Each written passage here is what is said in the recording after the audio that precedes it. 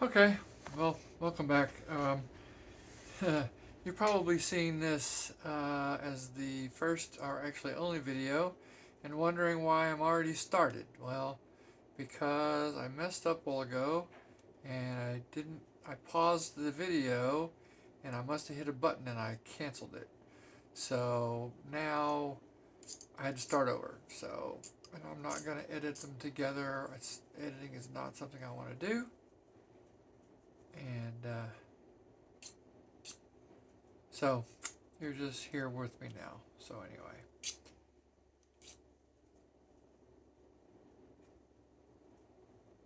we are just cleaning flash off of guns here.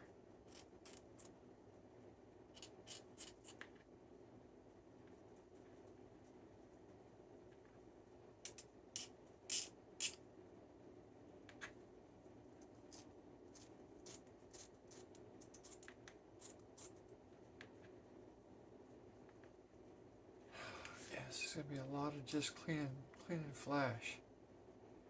Tell you what, I'm gonna put it on pause, and I'm gonna clean all this flash off, and then I'll come back whenever it's time to start gluing stuff together, cementing stuff together, so you guys can see that part.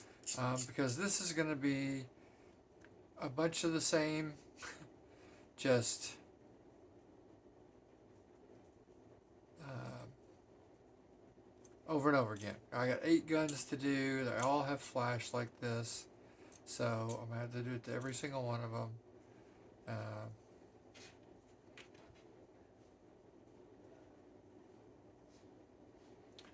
so you're supposed to put those in there, but I guess they're just supposed to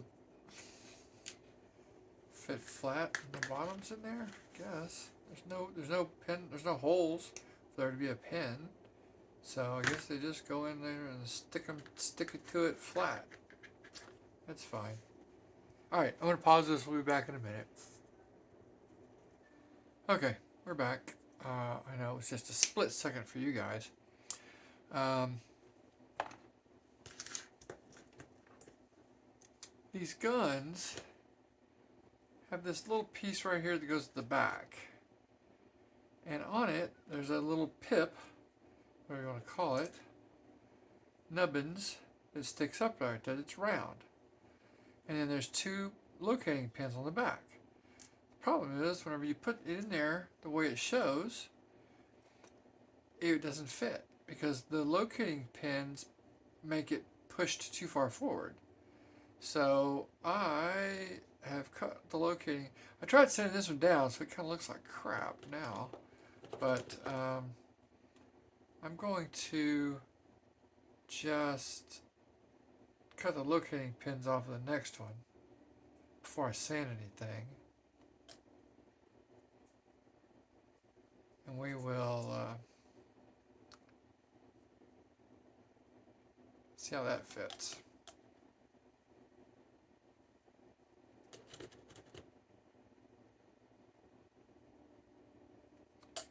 Alright, so there's that one.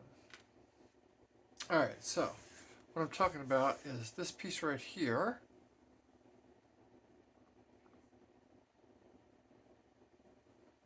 Goes on top of the turret, and that little nubbin is supposed to be facing the front. Well, if you put those 2 locating pins in the holes that are there, that are provided in the gun, I guess that's the gun deck or something. I don't know what it's called because I'm not a ship person. I'm not a sailor.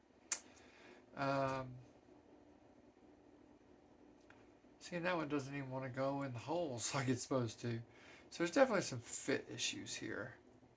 But even if it did go in the holes, it's too far forward, and you can see the gap at the back right there. So we're going to do the same thing again, except this time without sanding on the leading edge. We're going to cut these little locating pins off the back, give them a quick sand.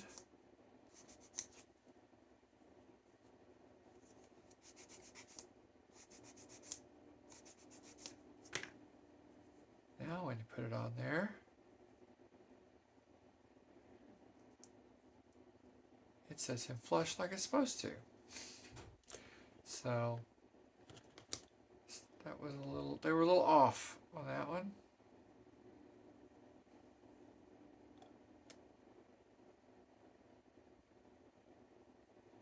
Little bit off.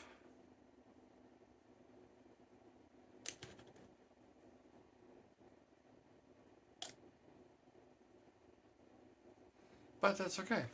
We know how to fix it. We're modelers, and it's our model,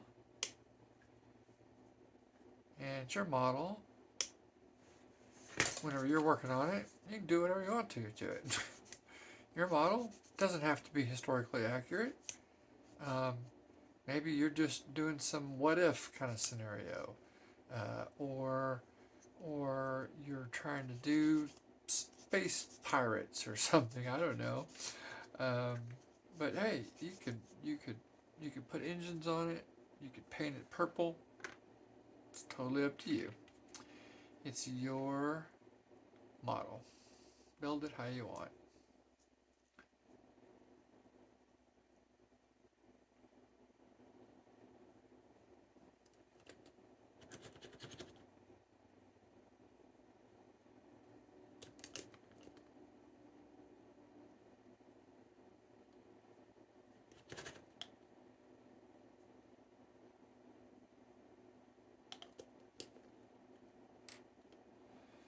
Yeah, I tell you,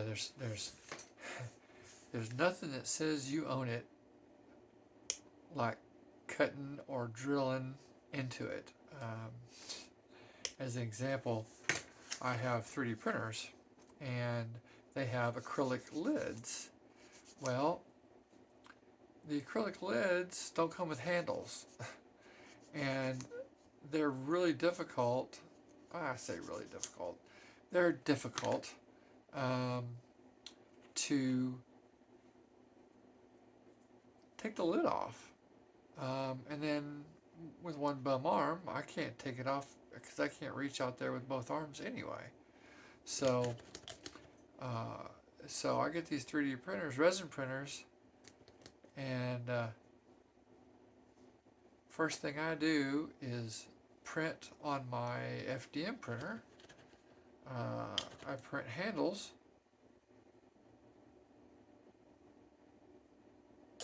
and then first thing I do is go out there and I put a couple of marks on top of the acrylic. I take it out in the garage. I take the drill, and 2 holes right through it. Well, once you put holes in the top, you own it. So.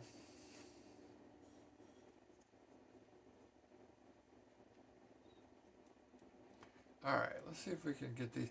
Now these things have no pins, no nothing. You're just supposed to stick them in there. Okay.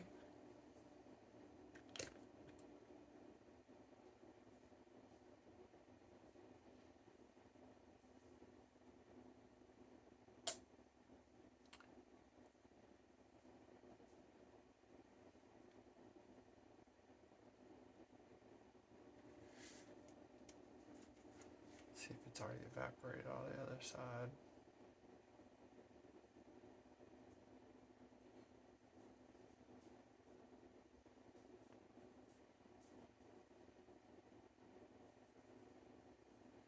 Well, I got them stuck on there. And they're pretty much straight. I wonder what happens if I do this. Guess nothing as long as I don't mess with them. I guess that's the way to do it.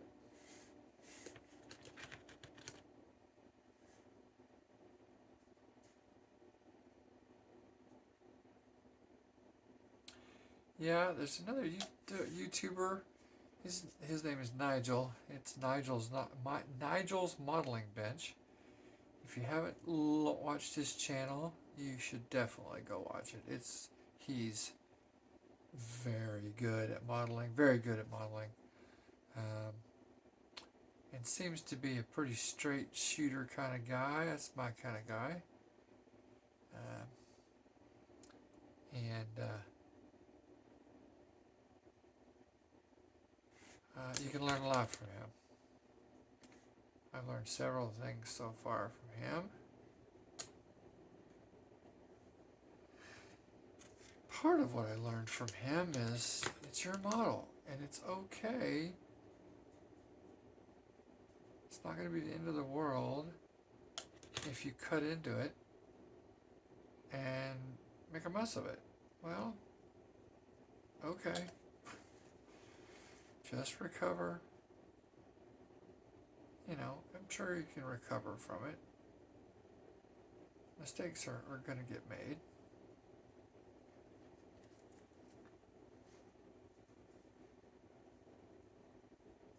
But you should be having fun. I'm having fun.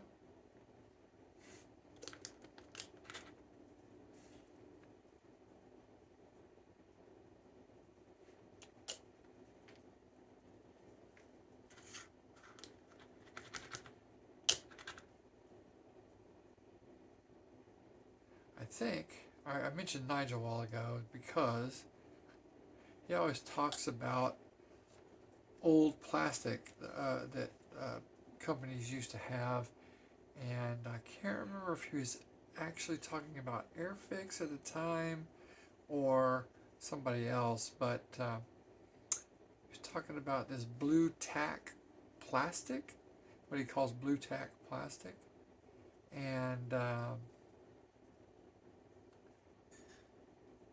he said it's really brittle, really horrible plastic to work with. And I think this is that plastic. I think so, anyway.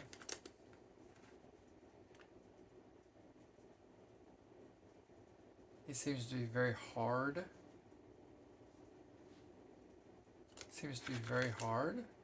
Which is going to be harder to work with.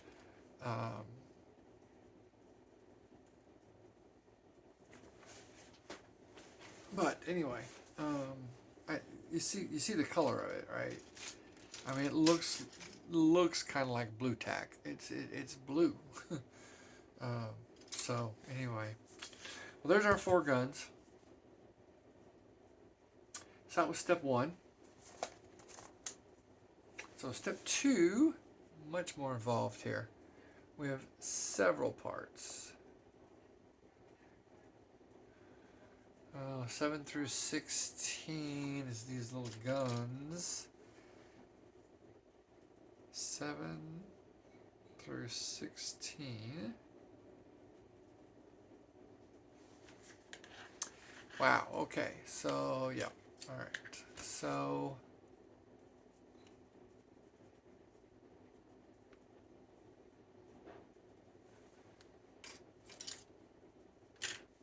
okay, we need this one.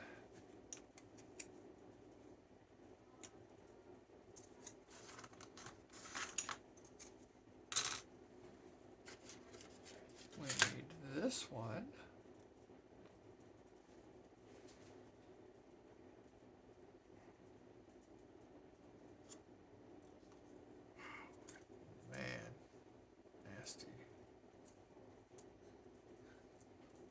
Somebody got a little overzealous with their knife.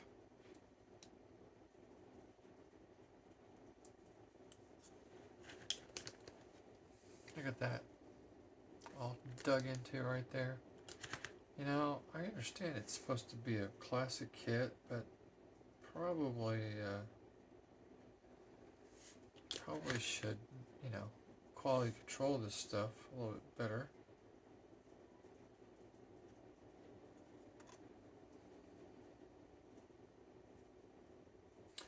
Well, we're going to try to stick it back down. I don't want to cut it off because it's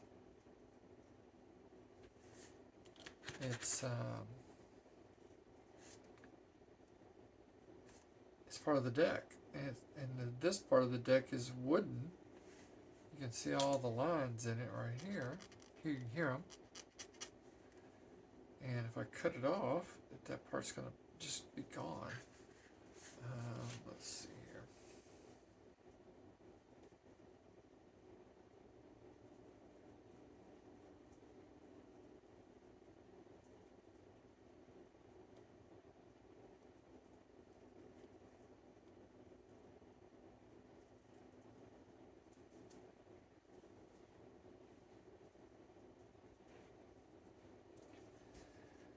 Well, it's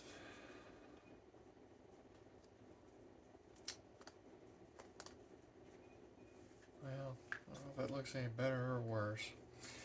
It's didn't quite lay down the way I was hoping it would.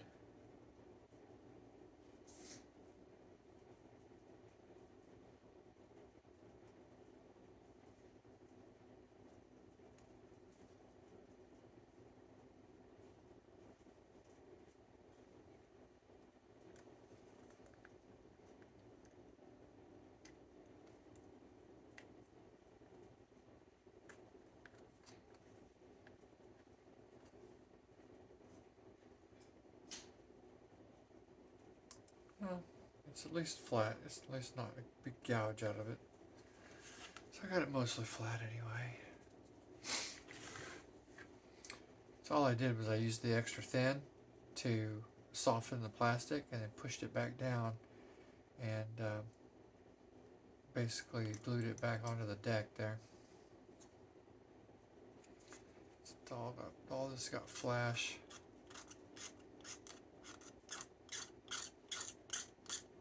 And a bunch of it.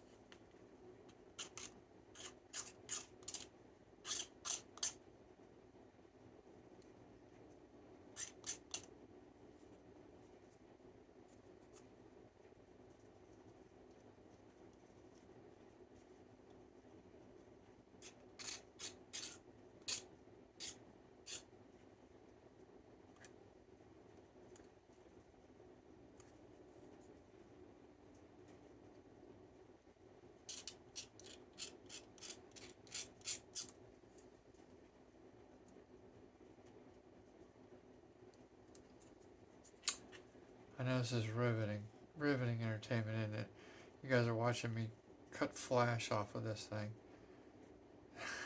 It's terrible. Terrible YouTube. This is not entertaining. This cannot be entertaining.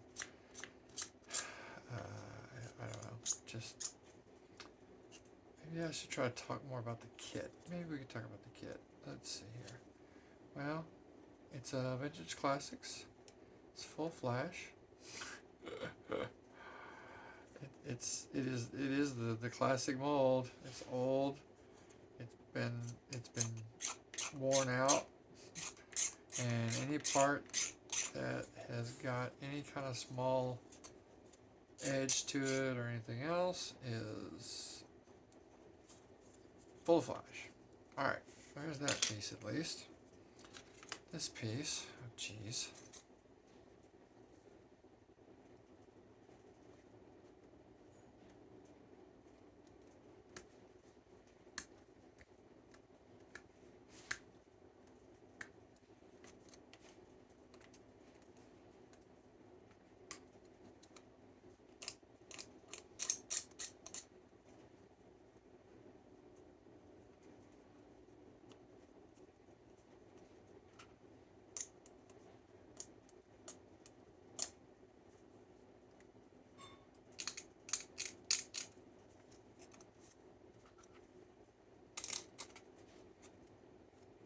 This one actually doesn't have too much flash on it. Well, it does, but I don't think it's going to be a problem. You're not going to see any of it unless it's a fit probably issue, which it could be. So I'm going to scrape a bunch of this off of here, or cut it off.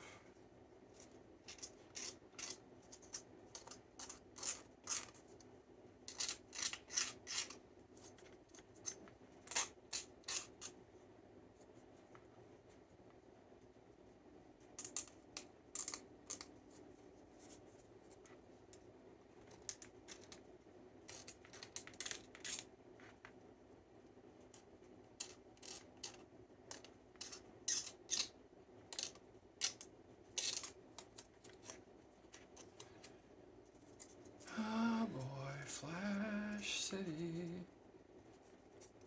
Flash City. At least though, Airfix, when they reissue these old kits, which is fine. People like, you know, the old classic kits and stuff. I bought it. I wanted it. I don't mind. Um, I don't mind the discrepancies, or whatever, or all the flash. Um, these kits were made in the 60s, late 50s, early 60s. I think, when was this one made? Let's see. When was this one specifically made? It says...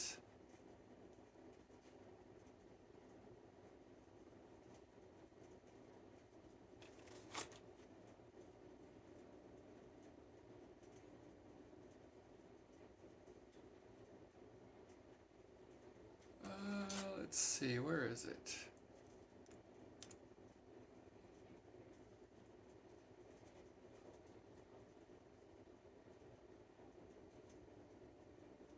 Model design and tooling, 1960. But at least they put that on their boxes.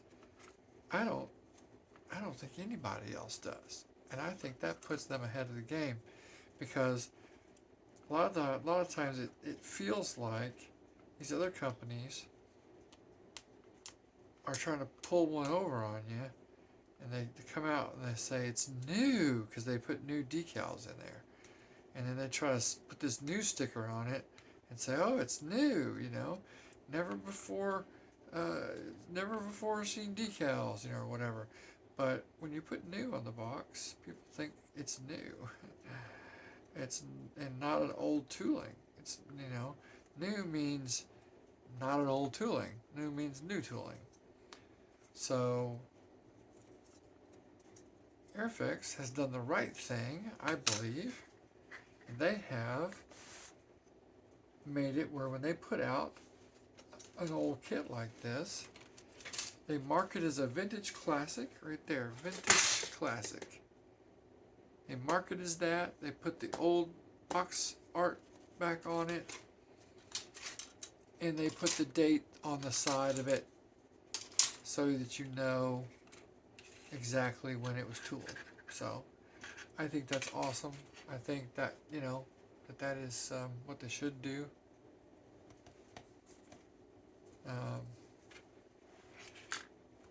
I think if you don't do it that way, I think that you are. I think it makes you feel like you're trying to pull one over on people.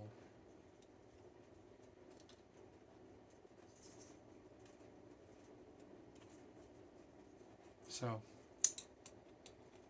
I appreciate Airfix for being transparent.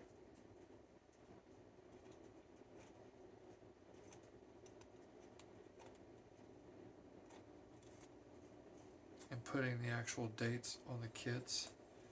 That is, in my opinion, which isn't worth jack, but it's still my opinion, I think that puts them ahead of the other companies, because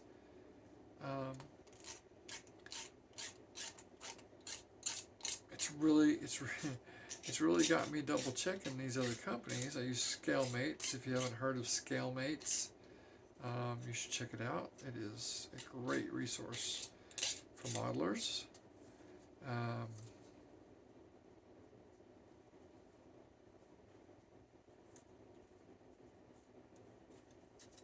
and you know, and you can go out there and you can see when the actual toolings were and everything, because somebody has taken the time to put all that stuff in a database, and I appreciate that because I like to have the information. So, um, so like I said, I think it puts them ahead of the other companies. Um,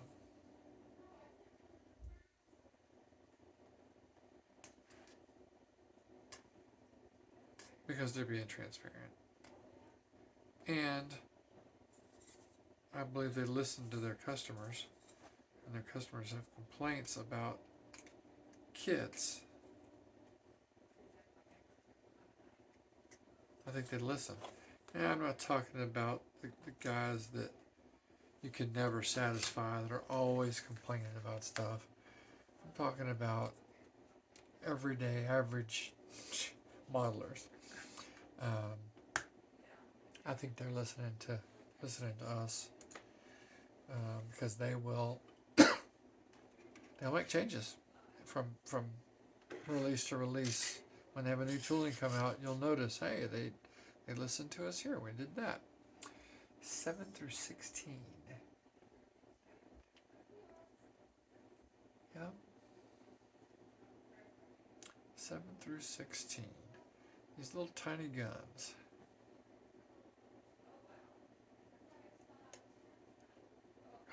Every single one of them have big sink marks on the side. It's terrible.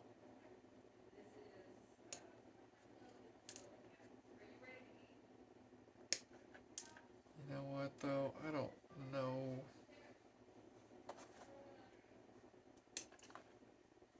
Dang it. I don't even know if I'm going to try to fill those.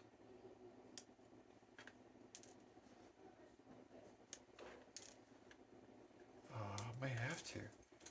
Maybe the top of the gun. Oh, shoot. I cut out too many of those. Dang it. Yep, one too many.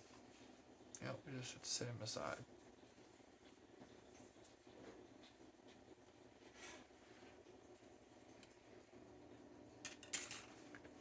I was talking to you guys and wasn't paying attention to what I was doing.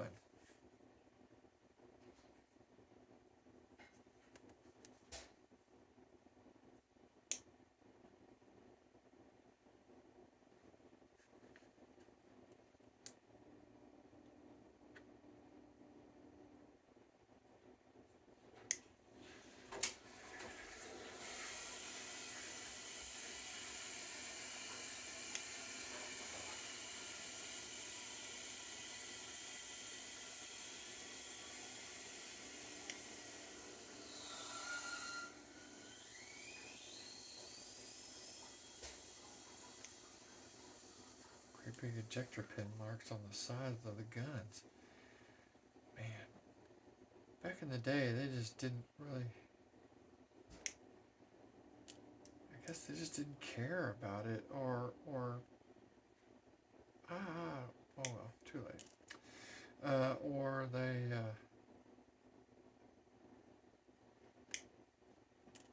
or the technology just was not great and caused some of these problems.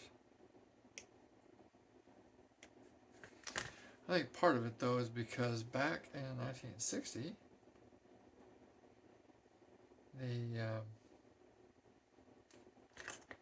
all this stuff was drawn out by hand.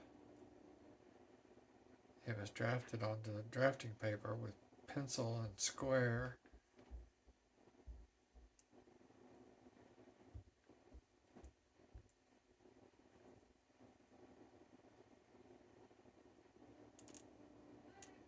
And they took it to the tooling company, and the tooling company had to cut the stuff out of the metal And I don't know exactly how they did that back then.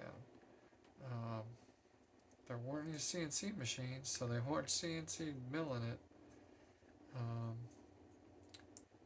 I don't know how they did that. I don't know if they drew it out and then cut it out, or I mean, I don't know. I have no idea. But I bet it was harder to do than what we do nowadays. Because nowadays you have CNC machines and mills and everything else. And, well, they had mills back then, but you had to hand mill everything. There was no CNC machines. I'm just trying to get a little bit of flash off of where these things plug into the hole. So there's a little flash on them. Tell you what, these ejector pins on the side of here, it's like,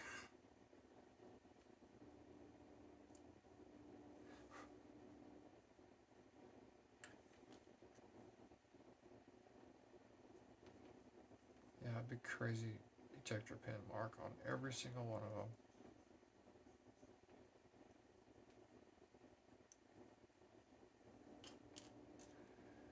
Every single one of them.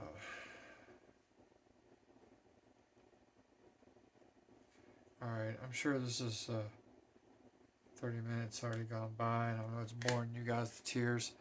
So that's it for part one here. I'm going to continue on. I'm just going to put all the guns on here. I'm going to put all the guns on. I'm going to put these pieces together, and then the anchors, and put the two halves together, the two hull halves together. So that's what I'm going to do while I'm gone. You guys don't need to watch me just clean the same thing up over and over again. And I'm just going to be gluing these guns onto these parts. So, alright, we'll see you in part two. Bye for now.